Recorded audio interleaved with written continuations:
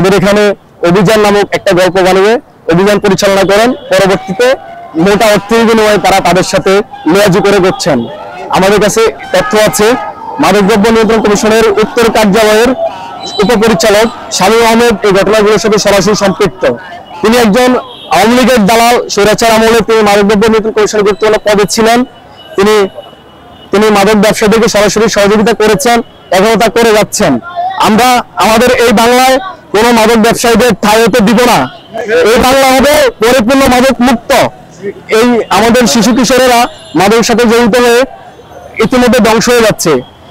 আমরা সঠিকভাবে পথ চলতে পারছি না। আমার এলাকার আমি একটা তথ্য বলতে পারি, পান্থপথের রাস্তায় আমরা যখন চা খেতে বসি, গাঁজার গন্ধে আমরা বসতে পারি না।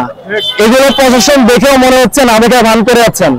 প্রতিদিনই পুলিশ ঘোরাফেরা করছেন, মাদকদ্রব্য নিয়ন্ত্রণ কমিশন কাজ করছেন, কিন্তু তাতে ভালো কিছু হচ্ছে না।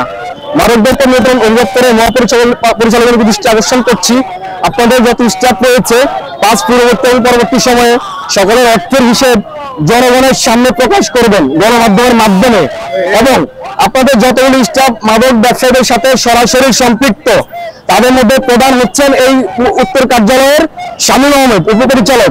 আগামী 72 ঘন্টার মধ্যে ওনাকে অপসারণ করতে হবে। হয়তো আমরা নতুন কর্মসূচি ঘোষণা করবো, মাদকদ্রব্য নিয়ন্ত্রণ অধিদপ্তরের প্রধান কার্যালয় দ্বারা আমরা করবো ইনশাল্লাহ। এগুলো আমি বক্তব্য শেষ করলাম।